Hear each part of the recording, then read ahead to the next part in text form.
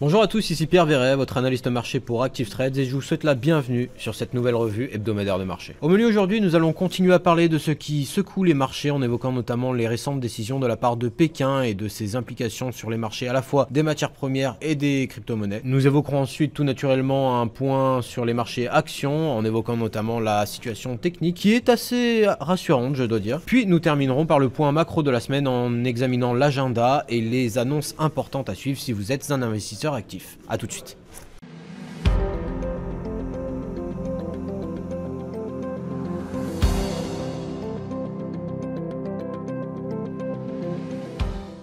Comme promis, nous allons nous intéresser à la Chine et sa décision assez ferme de s'attaquer au marché des matières premières, et plus particulièrement celui des métaux industriels. Sont plus précisément visés le marché du nickel, du zinc et du cuivre, où la Chine essaie d'intervenir afin d'essayer de stopper la hausse exacerbée que les opérateurs boursiers du monde entier visualisent depuis des jours, des semaines, voire des mois maintenant. Il n'est bien évidemment pas dans l'intérêt du gouvernement chinois de faire face à des prix de plus en plus hauts, et c'est dans cette optique que Pékin a décidé d'afficher une volonté de tolérance zéro quant à des pratiques illégales ou injustes de marché. Pékin a notamment fait référence à des pratiques de spéculation effrénées ainsi qu'à la diffusion de fake news dans le but de propulser le prix sur de nouveaux sommets pour engranger plus de bénéfices. Le gouvernement chinois a annoncé des punitions sévères quant à ces pratiques, ce qui devrait contribuer à peser sur le sentiment de marché au cours des prochaines semaines. La Chine n'en est évidemment pas restée là puisqu'elle s'est également attaquée au marché cryptographique la semaine dernière, une attaque qui a été confirmée d'ailleurs également au cours du week-end. Elle a décidé d'apposer un ban tout simplement sur l'usage des crypto-monnaies ainsi que sur les activités de mining, en citant des risques évidents financiers, fiscaux et environnementaux quand on sait que la consommation d'énergie liée aux activités de mining est elle aussi exacerbée. Alors évidemment, ces nouvelles n'ont pas manqué de peser également sur le sentiment de marché puisque on a pu voir la majorité des cryptos décrocher la semaine dernière et puis encore plus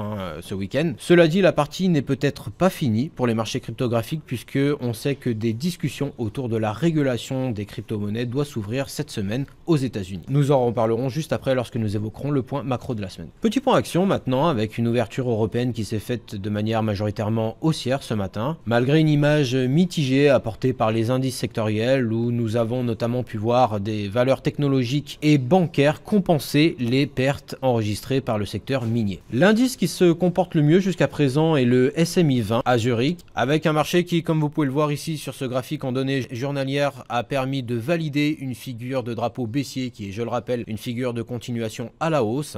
Le marché a tout simplement fait une pause à l'intérieur de ce drapeau avant d'aller reconquérir de nouveaux plus hauts. C'est un peu le cas ici avec cette ouverture qui s'est faite sur un gap haussier. On est venu retester la borne haute du drapeau en signe de pullback confirmateur afin de permettre aux opérateurs de marché d'aller chercher de nouveaux plus hauts. Pour l'instant, l'indice se négocie autour des 11 220 points avec une première résistance à 23,6% de Fibonacci à très exactement 11 292 points, soit 62 points plus haut. Bien évidemment, un premier support pourra se retrouver ici à 11 161 points, qui correspond, vous l'avez deviné, au niveau d'ouverture de la journée d'aujourd'hui, alors que les autres zones de support se situent à l'intérieur du drapeau baissier. Et bien évidemment, si on venait à constater une clôture daily des prix à l'intérieur de ce canal, cela invaliderait le signal haussier en cours. Pour faire un point très bref, macro sur les marchés actions, la plupart des opérateurs boursiers ont toujours en tête les inquiétudes concernant la montée de l'inflation, malgré le fait qu'ils aient été quand même assez bien rassurés par les officiels de la Fed, notamment Raphaël Bostic, qui a su rassurer l'ensemble des investisseurs. Les discussions doivent se poursuivre cette semaine, on y reviendra juste après dans l'agenda de la semaine, mais nous avons pas mal de rendez-vous, notamment aux États-Unis, avec une flopée de nouvelles données macroéconomiques, ce qui pourrait changer la donne en ramenant encore plus de volatilité sur les marchés. Nous allons parler de l'agenda de la semaine maintenant, avec ces discussions autour de l'avenir des marchés cryptographiques qui doivent avoir lieu cette semaine jusqu'au 27 mai précisément aux États-Unis. Ces discussions sont une initiative des cadres de chez CoinDesk qui argumenteront conjointement avec Lael Brainard, le gouverneur de la Fed, ainsi que le fondateur de Bridgewater, Ray Dalio, autour des NFT, les tokens non transférables, du rôle des exchanges ainsi que celui des banques centrales. Dans le contexte actuel dans lequel nous sommes autour des marchés cryptographiques, ces discussions pourraient avoir un impact majeur cette semaine. Du côté des banques centrales maintenant, nous avons pas mal de décisions sur les taux, notamment dès demain, mardi, avec les décisions de la Banque centrale d'Indonésie, qui sera suivie mercredi par celle de Nouvelle-Zélande, puis enfin nous aurons la décision sur la politique monétaire coréenne jeudi prochain. Du côté des financières également, nous aurons cette semaine, mercredi très précisément, précisément. Les CEO des banques les plus importantes aux États-Unis telles que Goldman Sachs et JP Morgan qui devront argumenter devant le Banking Senate ainsi que le House Financial Services Committee ce mercredi donc, ce qui pourra encore une fois éclairer quelques investisseurs sur l'évolution monétaire et économique, j'allais dire, du pays puisque, comme chacun le sait, le secteur bancaire aux États-Unis est un des pans de l'économie. Enfin, côté chiffres maintenant, les investisseurs surveilleront avec beaucoup d'attention les chiffres américains de cette semaine, avec notamment les inscriptions au chômage, le PIB, les commandes de biens durables, ainsi que les ventes de logements neufs en cours